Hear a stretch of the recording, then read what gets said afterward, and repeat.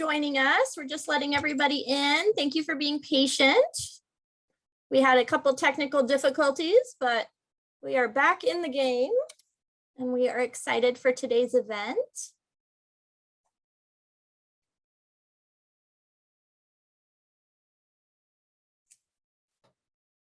Hope you're having a happy Wednesday.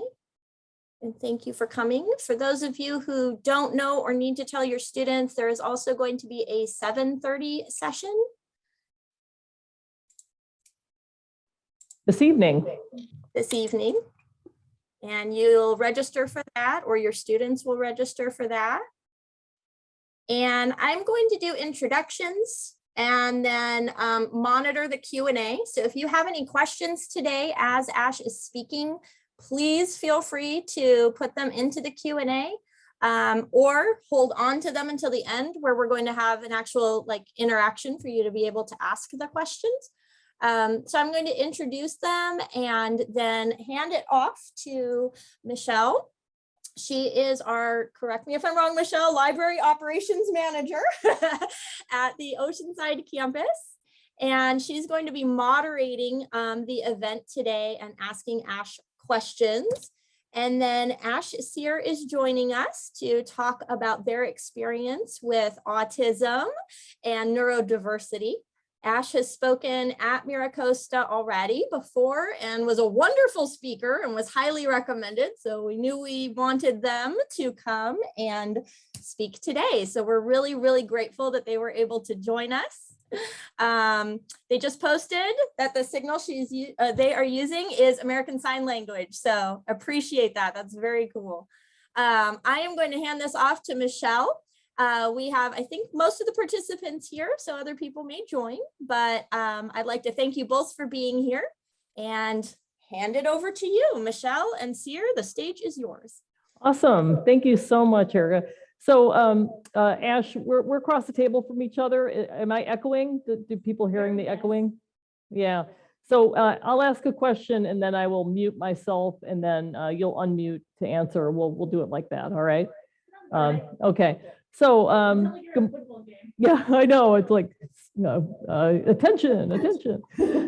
Anyway, good morning, everyone. Again, I'm Michelle Onsted. My pronouns are she and her, and I'm delighted to be able to hang out again with Ash Sear. Ash has presented at MiraCosta 2 times. One time we did an in-person appearance pre-pandemic, which was really an awesome event. And then after the pandemic started, we did a Zoom event like this. Someone asked me to put my volume down a little bit. And so I'm delighted again to have Ash back here, and I'm really looking forward to having this conversation again with you. So I'm just going to get started, and we'll start with Ash. You told me recently that COVID has made you feel more comfortable about not feeling pressured to have a social life. And I wanted to see if you could expand on what you've been doing, what you've been up to during the pandemic, and at what point did you realize this was a welcome change? And then have you still been able to maintain a social life for the most part virtually? So I'm going to mute and let you talk. I would say that I've been doing pretty good with that. I would say that quarantine has left me with a lot of time alone with my thoughts and to realize that I don't really have any friends. So at first I had just started watching a bunch of live streams on Twitch and like hijacking people's party games. I had like getting codes for that. And then I ended up joining a few Discord servers and I ended up making legitimate friends at that. And things just kind of mushroomed over from there. I'm going to come over and put your volume down a little bit. Actually, Ash, on top of the F keys on the top. Yeah, I know. It's F2, the exact same as mine. F2, yeah, just put your volume down a little bit. Awesome. Okay. All right. Okay. All right. Thanks very much for that, Ash. The next thing I wanted to talk about is you said that you have found that you can fit in some of the most unexpected places because people have become more accepting. And I was curious about if you could give me some examples of how you've experienced that and what are some of the unexpected places that you now feel more comfortable in And how is it that you feel that people have become more accepting? What is it that they're more accepting of? Maybe you could talk a little bit about that. I joined a group, yes, recently. I almost said yesterday. It's several, I think it's about 2 months or so ago now.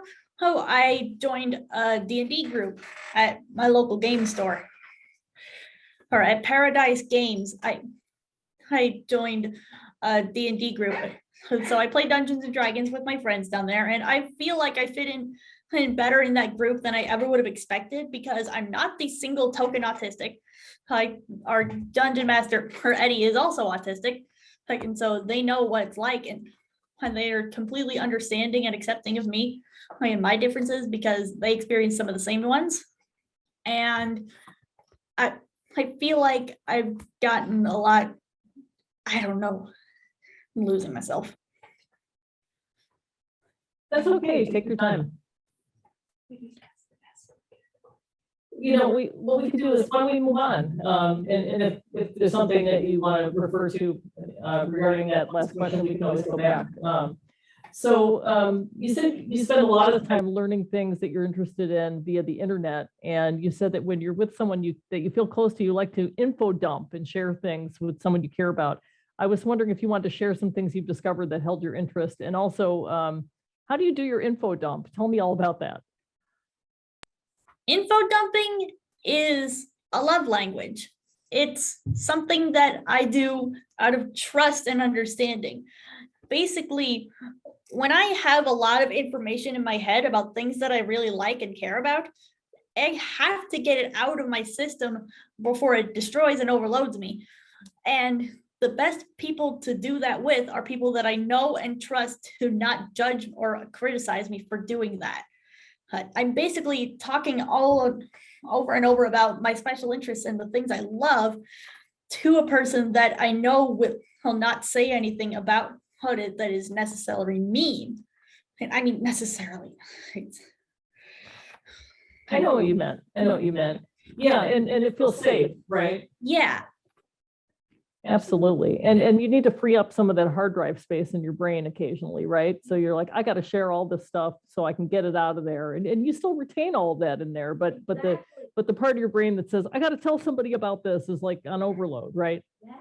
Yes, absolutely. My dream, my ultimate hope with all of this info dumping is that anybody that I tell about this thing that I love, I hope that it will encourage other people to like join me with those things that I like.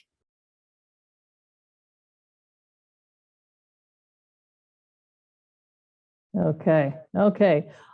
So let's talk more about neurodiversity. So what are things that you would like people to know about neurodiversity? And can you talk about some of the ways people are neurodiverse, and really, what does that mean to you?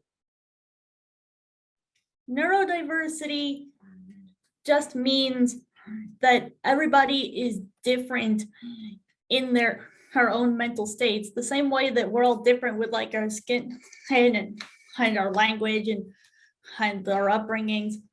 It's just a form of diversity, just like ethnicity and culture and stuff. We are all diverse from each other, both mentally and physically, and not. And neurodiversity is just another way of saying that. And how is that important to you? How is the concept of neurodiversity important to Ash as Ash as a person? It's important to me as a person because it's more humanizing. It gives me more identity, and because it helps me realize that there's nothing wrong with me, just different. Like just like how even though this has been a problem for a long time, there's nothing wrong with being left-handed. There's nothing wrong with having different skin tones, and there's nothing wrong with me being autistic. Same deal. Absolutely. I noticed in the chat, I know there are some things that you like to kind of keep to yourself, but the one thing in the chat is someone asked if you could share a topic that you like to info dump about. I wonder if there's a topic that's kind of general, something that you're really into that isn't too personal that you might feel safe about sharing with the audience? No? And that's okay if you don't want to. I don't think I want to get into stuff that I like to info dump about, because that'll just get me started and then it'll completely distract from the topic. Understood. Then you'd be doing an info dump on all of us, right? Yeah. Understood. Okay. So let's talk about the future. What are some things that you'd like to do or learn in the future? I know a couple of things you've talked to me about. Maybe you could share some of those things that you're interested in learning about, and what you're feeling about what you might want to pursue down the road. I'm hoping I can get some classes to like be a better artist and illustrator, and maybe even get into animation. That would be very cool. I might have a couple of people to introduce you to who could give you a little bit of info on that as a career. So we'll talk about that offline. So I know that you love doing these public speaking events, and prior to us having you as a guest at Miracosta, I know you've spoken to all kinds of audiences, teachers and educators. You've talked to kids. Can you talk about some of the audiences you've spoken to? And with that, the question I had for you was, is there a particular audience that you would like to speak to someday? And what would you want to talk about? Can you talk about your public speaking and reflect on that a little bit? The closest thing to a target audience I would say I have is just anybody who doesn't really know or understand what autism really is or how it works. And also family members of nonverbal autistic people who can't quite speak for themselves, and they rely on voices like mine to like help bring those situations into light. That's important. So for our audience, nonverbal folks with autism, they're sometimes called typers, if in fact they use bigger spelling boards. Jeremy Sisilkira, who some of you might be familiar with. Yeah, typers. Yeah, Jeremy is a local artist and painter, and he is also nonverbal, and he uses, they refer to themselves as typers. So they use a board where they spell out with their fingers the words that they're trying to say. That term before. That's awesome. Yeah, typers. Yeah, you'll have to look that up, and I'll try and connect you at some point with Jeremy. I'm sure you would love to meet him, and he's a really fantastic artist. He made a beautiful painting that's hanging in the library at our San Elijo campus. As we had Chantal, his mom, and Jeremy was ill that day, but we had Chantal do a presentation, and Jeremy gave us a painting as a gift to the college. So I'll have to connect you folks at some point. One thing that your mom, Kim, and I talked about was the idea of doing a TED Talk. And so what would your TED Talk be about, and who would you want in the audience? So you kind of answered that already, but maybe you can think about a TED Talk, which could really reach a wider audience, and tell me who you'd like to do your TED Talk for. I would say for a TED Talk, all I can really imagine and think about is these kinds of presentations, but bigger. And maybe streamed worldwide. I translated into multiple languages. We need to get on that. We got to figure out who those TED Talk people are and how do you get signed up to do a TED Talk, because I think you would be a fabulous TED Talk speaker. And I think there needs to be more voices like yours doing TED Talks. So the last planned question I had is if you could talk about what are some misconceptions that people have of you? Of me personally or autistic people in general? How about both? We are not childish. We are not impaired. We are not stupid. And we are not Sheldon Cooper. Referring to Big Bang Theory? Is that what you're I talking hate about? that show so much because what it represents. Oh, you were on mute there. Why don't you unmute and say that again? 'Cause I think that's People important. keep saying all the wrong things about it. Oh, hey, I got a question from somebody. Hey, my name is Sarah and my 11-year-old son is autistic. I think he may be starting to experience some kids that he feels are his friends being unkind to him. Based on your experience, what do you think is the best way I can support him, especially when he doesn't like to talk about it? My best possible response for that question is to get a read on like case the situation. What would you who consider to be his supposed friends being unkind to him? What would he consider his friends being unkind to him? All right, figure out what exactly they're doing and work from there. Also, if he doesn't like to talk about it, try and relate it to one of his special interests. Like if there's a TV show that he's really interested in, and then maybe try and relate the question to be like, well, how do you think so and such from your favorite show would react in that situation? And make it a teaching moment. Excellent question and fantastic answer. Well, I don't have any more planned questions for you, but while we're waiting to see if anyone in the chat or the Q&A has questions, I just wanted to do a shout out to the Terry organization, who was out here at Maricosta today for the career fair. And if you're not familiar with Terry, T-E-R-I, they're a nonprofit that works with individuals with intellectual differences, and they provide vocational training and all kinds of programs. And I've been involved with programs of Terry. They do incredible work. And right when Ash was walking into the library, they saw someone they knew at the Terry table.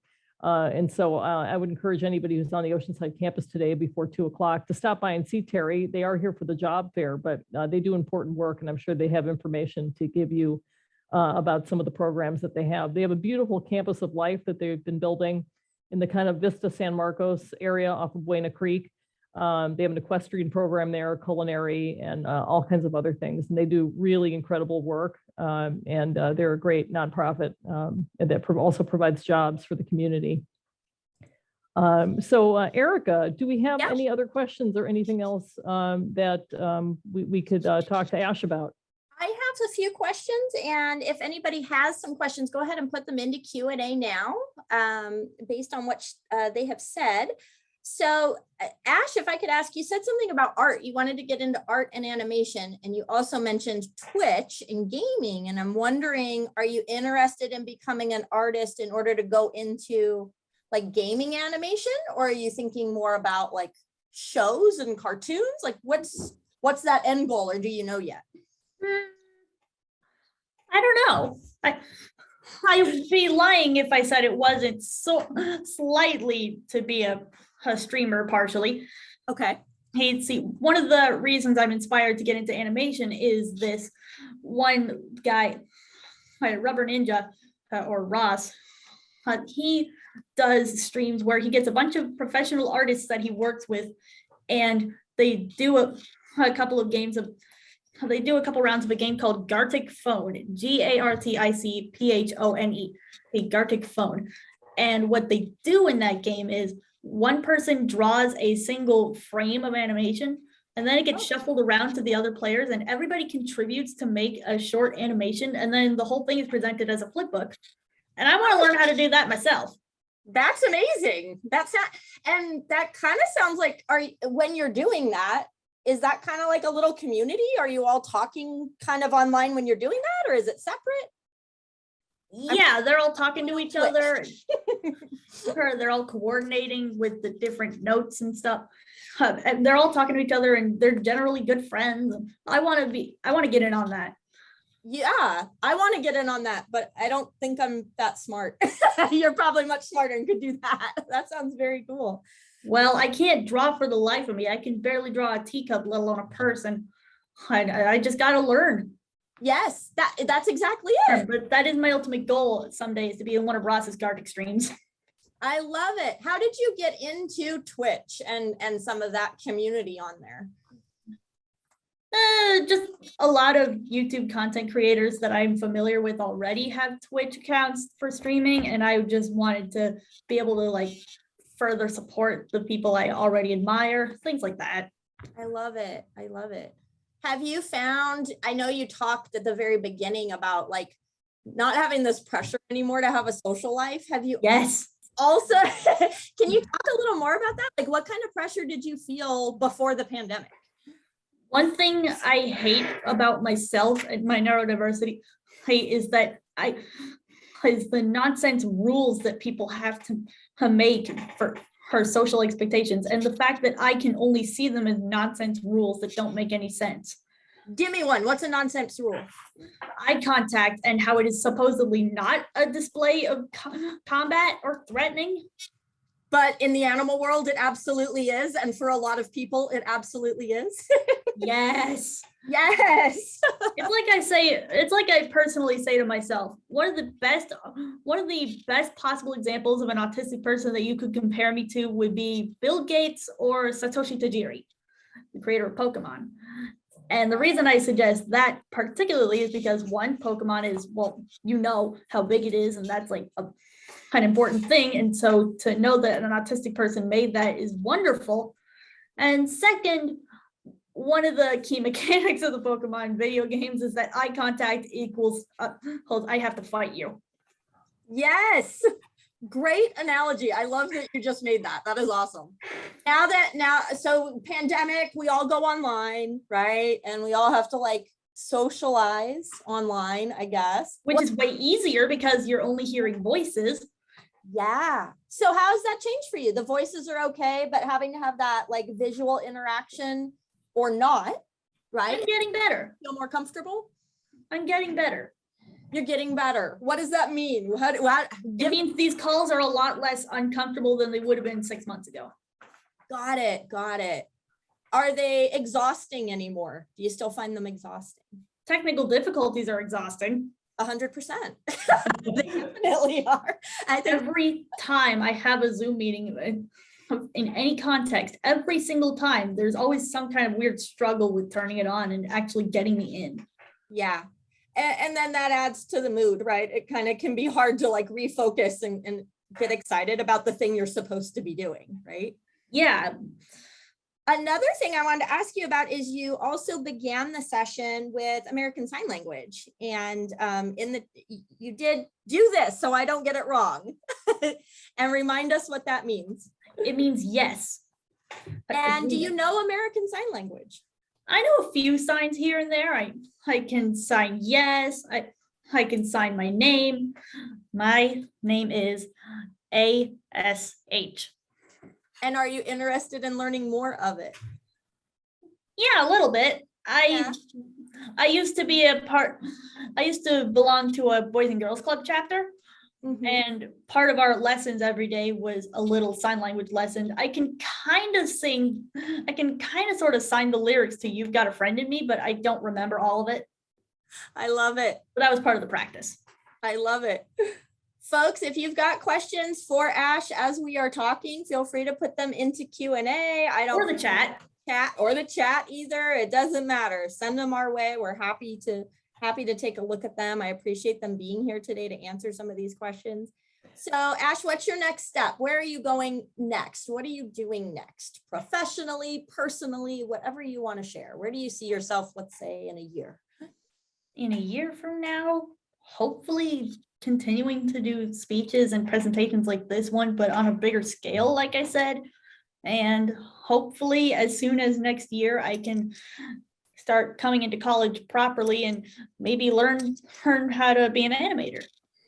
I think. Yeah, in fact, for those of you who didn't join us the last time or the time before we had Ash, Ash was a student at Palomar and actually wrote on the student newspaper there. And I read some of your writing. And is writing something that you'd like to get into doing more of again? Because you really were a great journalist, and I could see you doing that as well. I'd like to find a good balance between writing and artistry.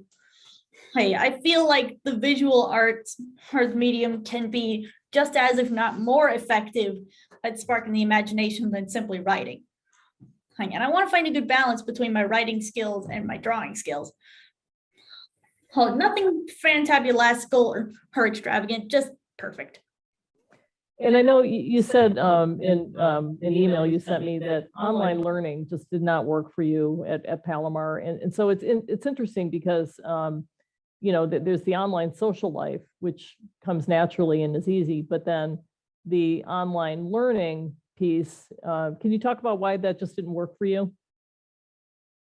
I don't know how to explain it. It was just something different and about being forced to interact in a way that I wasn't really ready or comfortable with. And that was around the beginning of all of this when and we still weren't sure what to do and nothing was really concrete. It could have just been kind of our lack of experience and not knowing what we were doing that made it so hard. And Ash, I see in the chat, something that we talked about the last time that you presented to us that maybe if you wouldn't mind reflecting on that again.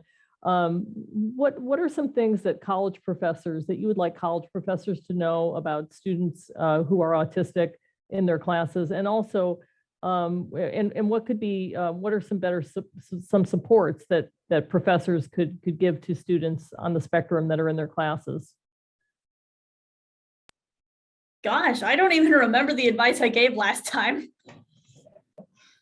Can you think of anything? I'm trying to remember myself. I think that you talked about that, just because you might not be making eye contact with the professor, that doesn't mean that you're not listening or contributing and taking in the information. Okay, good. I got that one right. Yeah. Yeah. And do you have any advice for autistic individuals who are going to enter college? Anything that you've encountered at Palomar that made your life as a student easier? I'm not sure if my experience at Palomar could also be applicable to Miracosta, but for any autistic people coming into college for the first time, or really just at all, I can safely say to you that it is not the same as high school. You will be safe. You will make friends. Things will get better. That makes my heart happy that you just said that, because when you said it is not like high school, I expected something very different to follow that. And so you saying that it is safe, can you just elaborate on that a teeny bit? What do you mean by that? The student community is a lot more tight knit in college, I believe. And with that comes better understanding of individuals with autism and like better solidarity between friends. And I feel like the students will get to know you a lot better and understand you way more and actually like be a decent person to you. Whereas high school just breaks the Geneva Conventions. That's my second favorite quote of the day. The first one was that info dumping is a love language. So thank you. You are very quotable today. Yeah, I'm loving that second one myself. I might have to use that. We had another question said, it was a little bit a part of a previous question. What is an example of something a teacher has done or could do to better support students with autism in their classes? Is there something you can think of specifically when we have a student in front of us? And keep in mind, and as you probably know, we don't always know that they have autism, right? Of course. No two autistic kids are the same. So what you can do is, shoot, I had something and then I lost it. One thing I think a teacher could do to better support students in general, is to have a safe corner with fidget toys and sensory friendly items, even if you're not autistic, but it helps you feel better. A place where students can chill. So every classroom needs a safe space for their students for when they don't quite feel safe anywhere else. Even if it's a promised safe place all around, there are some points when people get overwhelmed from personal issues of any kind, and sensory things can really help with that sometimes. Yeah, in fact, I remember you saying that the last time you presented, that was something that you wanted professors to know is, that you might have a fidget item with you, and that doesn't mean you're not listening to what's going on or that you don't want to participate. So like the eye contact thing, and also having a fidget item, which you got down at the table at Terry before you came upstairs today. Yeah, it's got the Terry logo on it. So yeah, they were handing those out. And also, I think last time you mentioned that professors should make sure that they are offering the content in multiple ways, and because autistic learners, just like all kinds of learners, have different ways that they can access information successfully. So if it's a video, of course, we make sure it's closed captioned, but maybe having other methods for presenting the content so that you can access the content in different ways. That's right. Okay, because inclusive language is more than just remembering students' preferred pronouns. It also has to include the different learning types that people have and how different people can attain and retain information. It's not one size fits all for that. Ash, if I can just say, my phone and private messages are blowing up over what you just said about having a safe space. Oh boy. With sensory items. Agreed. Oh my God, mind blowing, little emojis and everything like that's, for those of us who don't necessarily use those items, I love them. I just don't necessarily think to use them or for that reason. I think that's just a really wonderful and helpful suggestion. So thank you, because what you just said is important. It's not just about inclusive language. You're really talking about inclusive actions too, right? Yes, that is it. You took the words right out of my mouth. Yeah, thank you for sharing that. I think that's wonderful. Give them back, you thief. Here you go. And it's so funny. You've been credited. It's so funny because a lot of departments were printing up these branded like sharks and apples and all these kinds of things. And those are fidget items. So we were, using as promotional things like, oh, here's one for the testing center and here's one for the library. But, they are, in effect, they are sensory items. And so we were already kind of doing that. We just need to really concentrate our efforts more, right? Yes. In the chat, I'd like to say Bea Aguilar, she's our director of adult education. She says, thank you, Ash, for sharing that. It makes a huge difference. My child with autism always carries sensory items with him everywhere he goes. Huge thanks, Ash. I would echo that. With my daughter used to do a lot of that. Now it's really her phone is her sensory item, but yeah, agreed. It's something to even have in your pocket of your jacket. It's just important to have that something that you can touch, right? Michelle, as you say that, I've noticed that in many of my students also. Ash, is the phone a thing for you also? Is that a type of sensory item or a little safe space, if you will, or no? Visually, yeah. And sometimes I'll listen to music on it, but I'm more about finding things to grab and hold. Got it. But again, we're all different. Exactly. I have to go back to this difference thing. You said we are not Sheldon Cooper. And I loved that because I think that when that show came out, and again, for reference for everybody, that's Big Bang Theory. And it was sort of a pro and con, right? Sheldon became sort of the poster boy for autism, and he's not even autistic, which makes me so angry. They never ever say he's autistic, right? He has canonically stated in the show multiple times that his father had him tested, but nothing. Correct. And yet, mainstream wise, when we think autism, many times think of Sheldon Cooper. And so I think on the pro side, maybe it's brought awareness to autism, but not in the right ways. But not the con is not in the right ways. So when you say we are not Sheldon Cooper, what are you thinking of when you say that? What's behind that comment? What do you want us to know? I'm not a womanizer. I'm not stupid. I'm not a geek. Well, okay, maybe a little bit, but I'm a good person and I'm not being used as a punchline. Yeah. At least I hope not. Yeah. That last part, I'm not being used as a punchline, I think can be some of the most damaging parts of Big Bang Theory, right? As lovable sometimes as Sheldon can be, it is because he was made the punchline, right? And so thank you for saying that. I think that's a really important distinction. Yeah, there are starting to be more movies and TV shows that have autistic characters. Most of them are played by neurotypical actors.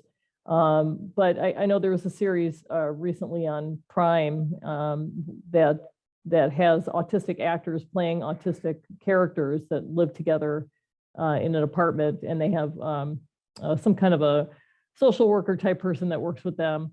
But it's interesting because a colleague and I were talking about this show that there's a lot of merit to having that kind of thing. However, so a lot of the focus, some autistic critics have said that some of the focus on the show is of the caregiver person and not the autistic characters / actors themselves. And so it's interesting. Ash, how do you feel about autistic portrayals in Hollywood? And would you say that you would advocate for autistic actors playing autistic parts? I would advocate for it if provided those characters aren't represented as a burden. Or again, a punchline, because way too often, and I see not just autistic people, but disabled people in general being portrayed in movies as being like something less than unworthy or less than capable. Well, especially in TV and movies. I want people to know that we have rights, and to have ourselves represented as we are and not being judged for it, or looked down upon, is really helpful to remind people that we are humans with rights. Thank you for that. Everybody, I think we can all agree with that, I hope. Ash, is there anything we haven't asked you that you want to share with the folks who are joining us today? Look at the participant list, we've got a whole bunch of people. We've got students, we have faculty, we have counselors, we have our staff who interact with our students every day, like at the front desk. So it's a pretty wide range of people. Is there anything that you think we should know that we haven't already said? I have some general advice. Be woke, be cool. A calm spirit is smarter. Ooh. I love that. Last chance for Q&A if anybody wants to put something in there. I'm not saying goodbye to Ash and Michelle just yet, but I'd also like to welcome Brittany Daniels. She is in our SAS department, if you are familiar. That's Student Accessibility Services, and she's one of our counselors. She primarily works with our non-credit students, and everyone loves her. She's just amazing. So I'm going to let her speak for just a moment about the services and anything else she wants to share about SAS. Thank you so much, Erica, and thank you so much, Ash and Michelle. This has been so wonderful, and I'm so grateful for the both of you to be here, and Ash for sharing so much and educating us. And this has just been so incredible. So thank you. But yeah, my name is Brittany Daniels. I'm a counselor in Student Accessibility Services, formerly known as Disabled Student Programs and Services. But yeah, I just wanted to take a moment to share about SAS. So in SAS, our office supports students who experience a variety of disabilities, including but not limited to autism spectrum, acquired brain injury, ADHD, blind, low vision, deaf or hard of hearing, intellectual disability, learning disability, mental health disability, physical disability, other temporary disabilities or chronic health conditions. We support students with a number of services, including academic counseling, disability management counseling, testing accommodations, learning strategies, accessible technologies, learning disability testing, even the conversation for discussing the use of sensory items in the classroom, or just creating that safe space for students, like Ash, you had mentioned, a place to kind of offload and dump information. So that's just a little snippet of services and supports that we can offer through our office in SAS. But if you would like to learn more about SAS, or if you would like to see if you are eligible for SAS services, please feel free to contact our office at 760-795-6658. I'll be sure to put this in the chat right now too. But we have counselors available at all 3 of our MiraCosta College campuses, as well as remote appointments via Zoom or phone. Thank you, thank you, thank you so much again, Ash. And for the rest of our students here who are listening in, thank you. We look forward to continuing to support you. Thank you, Brittany. Appreciate you being here. Thank you. Ash, Brittany brought up something. We do offer testing for different learning disabilities, and I know that that's not what we're talking about with you, but it made me think about, at what point in your life were you and your family aware of this word autism, that you were somewhere in that community? When did this become? I was diagnosed at age 4. 4. Okay. I think. It's really always Probably been part younger of than your that. identity. It's kind of shaped my life for me. Yeah. Yeah. I never really realized or cared that I was different. It wasn't until people like told me that I was technically different from others that I put any thought into it. And even then it was a little more than just like, oh, okay. So what's for dinner?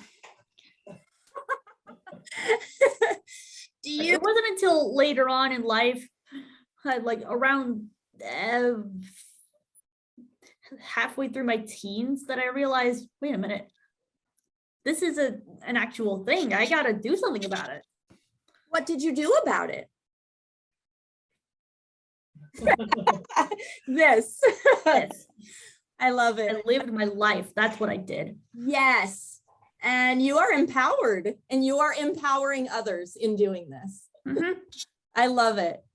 And Ash, you're a graduate of the country school, which, by the way, is a K-12 school that Terry runs, the Terry organization we talked about earlier.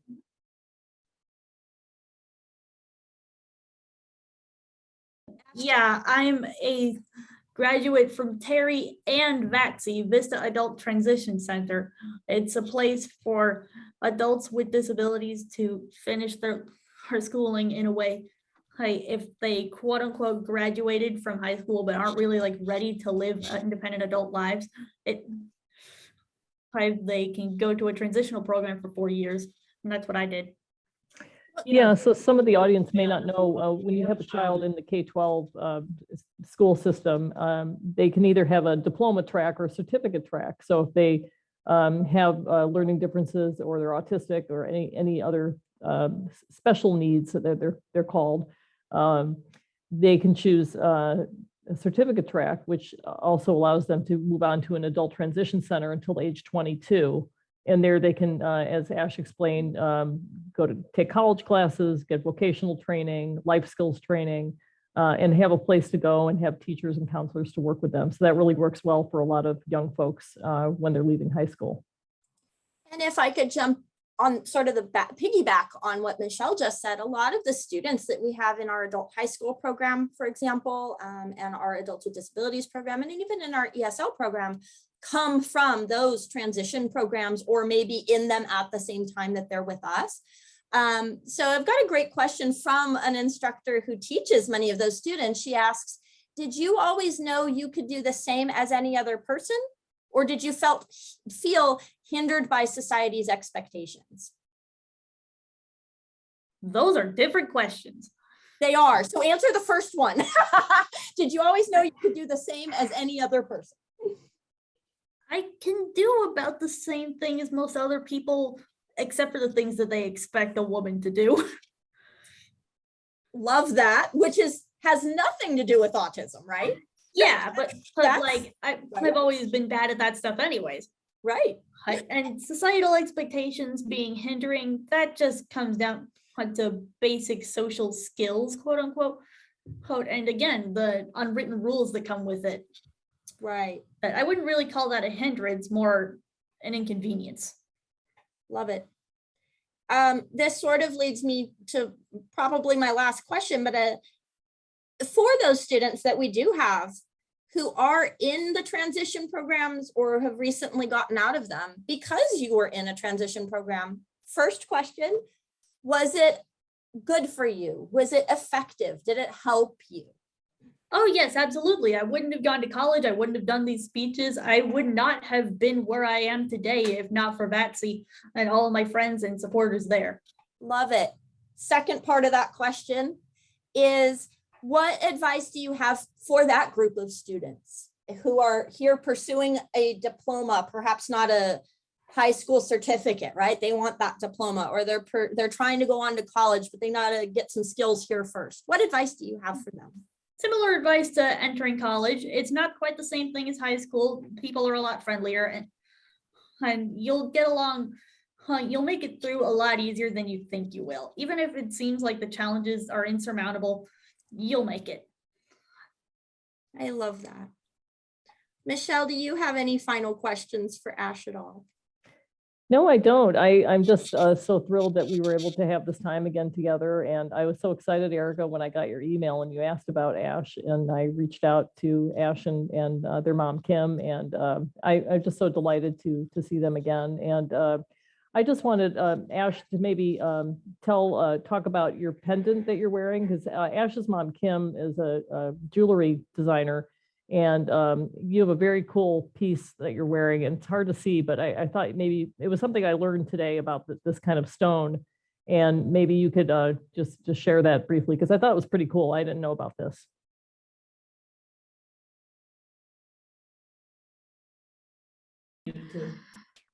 Yeah, okay. So this piece is a cabochon that my mom made. She took a boulder of surfite, which is leftover resin from surfboards being made, and she crushed and polished it into this adorable little faux gem. I made a necklace out of it. She does that as a hobby. She sells these things sometimes. She'll take any semi-precious or whatever and makes something beautiful like this out of it. Sometimes she even wire wraps. And I think, living in a surf community, there's probably a lot of surfite around here. So that's pretty cool. Thank you for sharing that.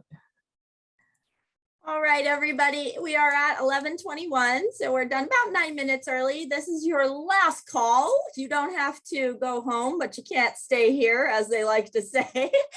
We will have another presentation with Ash this evening from 7:30 to 8:30. If you would like to join us again, you can. If you know of somebody who couldn't join us now, please pass on the information. And I would like to ask Ash, do you have any closing remarks? Anything you want to leave us with other than, you want to type? Cynthia says, thank you, Ash, for your wonderful words today. Okay, so Ash is going to type, I think, in the chat. Yeah, you might want to come tonight. You never know. We may talk about something different. You just never know. Yeah, a lot of the questions today we had planned, and then there was a lot of room saved for follow-up. Be woke, be cool. A calm spirit is smarter. Be woke, be cool. A calm spirit is smarter. Good advice for all of us.